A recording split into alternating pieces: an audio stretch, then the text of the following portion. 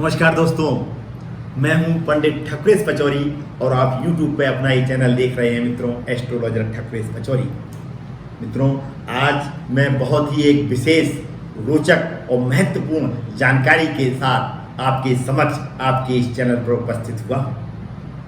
मित्रों, आज हम बात करने वाले हैं कृष्ण जन्माष्टमी के महान पावन पर्व की कि इस महान पावन पर्व को कब मनाया जाएगा, अष्टमी तिथि कब प्रारंभ होकर कब समाप्त हो रही है, रोहिणी नक्षत्र कब प्रारंभ होकर कब समाप्त हो रहा है, पूजा की संपूर्ण विधि क्या है, व्रत का क्या महत्व है, अपने आप में इस जन्माष्टमी का क्या महत्व है और व्रत के पारण का समय क्या है।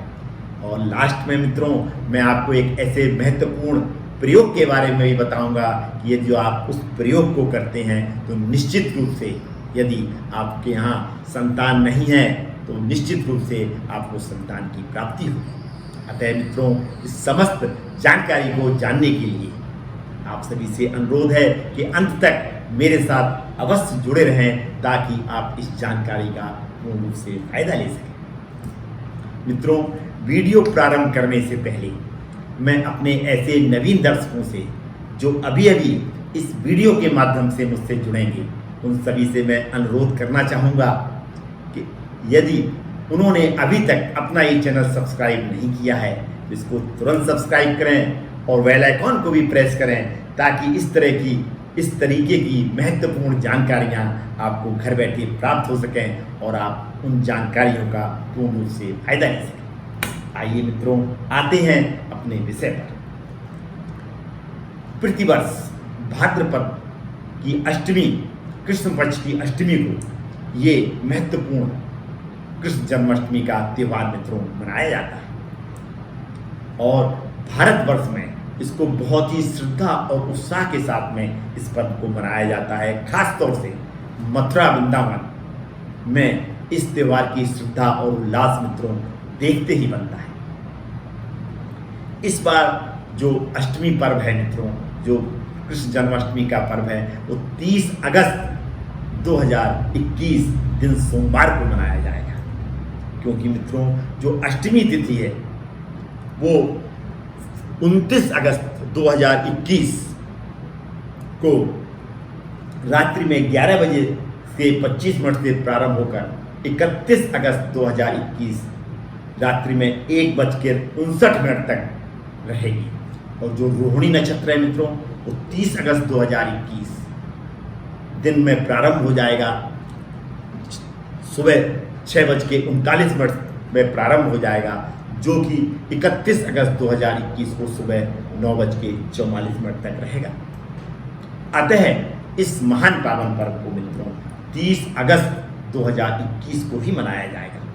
ये एक विशेष संयोग है मित्रों कि इस दिन अष्टमी तिथि, रोहिणी नक्षत्र, रात्रि में 12 बजे 30 अगस्त को बिल्कुल इनका भी संयोग है। ये भी अष्टमी तिथि भी है और रोहिणी नक्षत्र भी है। इसलिए इस बार जो है मित्रों, इस महान पावन पर्व का महत्व और ज़्यादा बढ़ गया है और सोमवार का दिन भी है। और जो ग्रह नक्षत्र, जब भगवान कृष्ण पैदा हुए थे तो उस समय जो ग्रहों की स्थितियाँ थी, करीब करीब वही ग्रहों की स्थितियाँ मित्रों इस दिन भी पड़ रही हैं। अब हम बात करते हैं कि इस महान पावन पर्व का इतना ज़्यादा महत्व क्यों है मित्रों। ऐसा माना जाता है कि जगत के पालनहार भगवान विष्णु ने मानव शरीर के रूप में इस दिन भगवान कृष्ण के रूप में इस पृथ्वी पर मित्रों अवतार लिया था।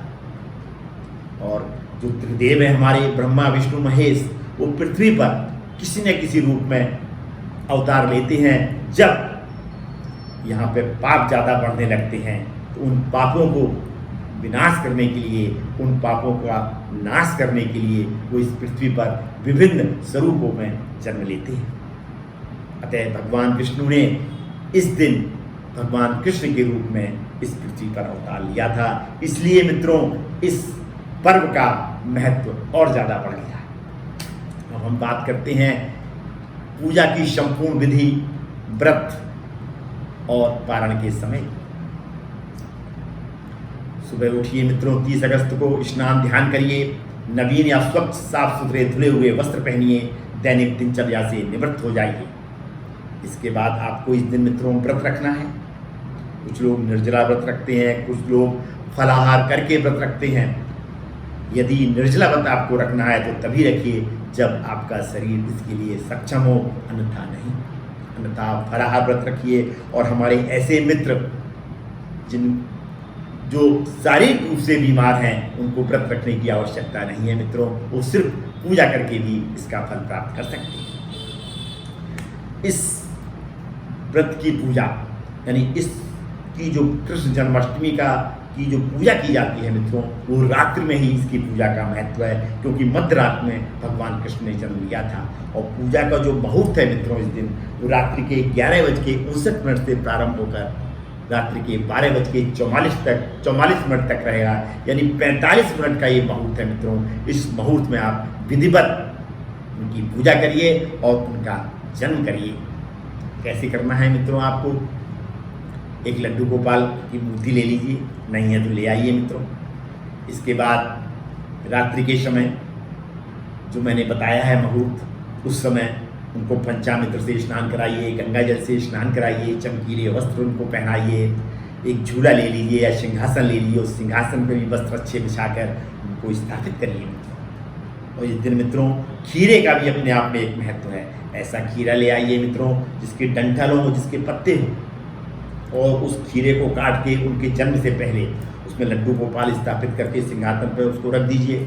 और जन्म के बाद जब उनका जन्म हो जाता है, जन्म के बाद आप उस खीरे को लीजिए और खीरे को डंठल से अलग कर लीजिए, क्योंकि जब बच्चा पैदा होता है तो माँ के गर्भ से गर्भनाल काट के ही उसको अलग किया जाता है और उसका एक अस्तित्व अपने रूप में फिर वो कार्य करने लगता है, इंडिविजुअल हो जाता है, व्यक्तिगत रूप से कार्य करने लगता है।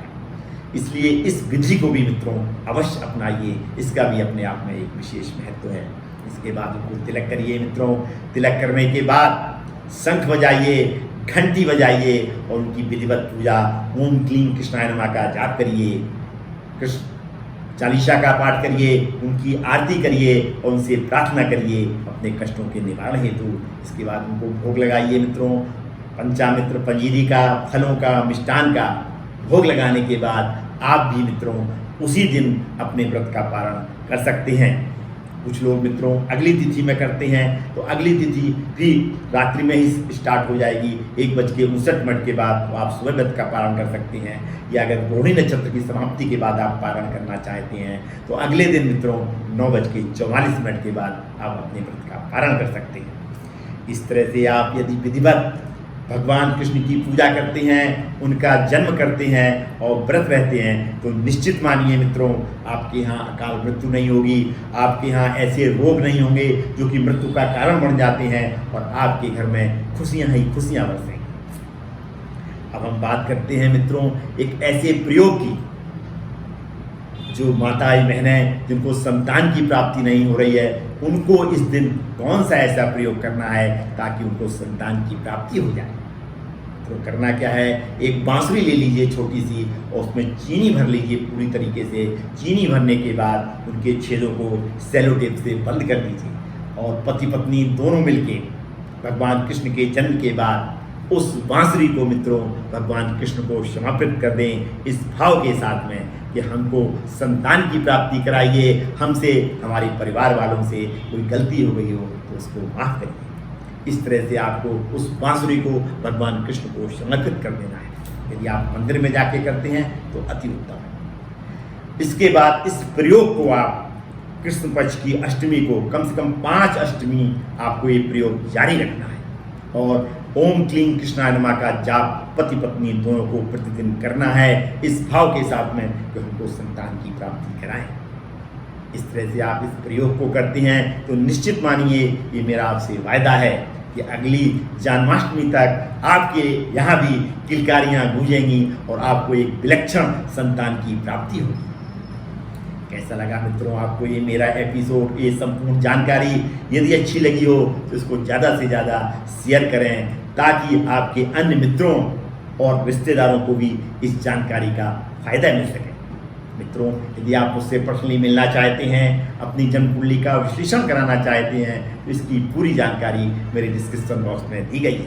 मेरे बारे में अधिक जानकारी प्राप्त करने के लिए मेरे गूगल पेज, मेरे फेसबुक पेज और मेरे इंस्टाग्राम पेज पर अवश्य जाइए, जिनके लिंक्स मैंने अपने डिस्क्रिप्शन बॉक्स में दिए हुए। आज मैं अपनी वाणी को इस भावना के साथ में विराम देता हूँ कि आप सभी पर भगवान विष्णु की कृपा बनी रहे और आपके यहाँ खुशियाँ ही खुशियाँ बरसे। पुनः मुलाकात होगी मित्रों किसी नई जानकारी के साथ में। तब तक अपना ये चैनल एस्ट्रोलॉजर ठकुरेश पचौरी देखते रहिए और इस तरीके की जानकारियाँ प्राप्त कर उनका लाभ लेते रहिए। धन्यवाद मित्रों, अंत तक मुझसे जुड़े रहने के लिए और मेरा ये वीडियो पूर्ण रूप से देखने के लिए आप सभी को बहुत बहुत धन्यवाद।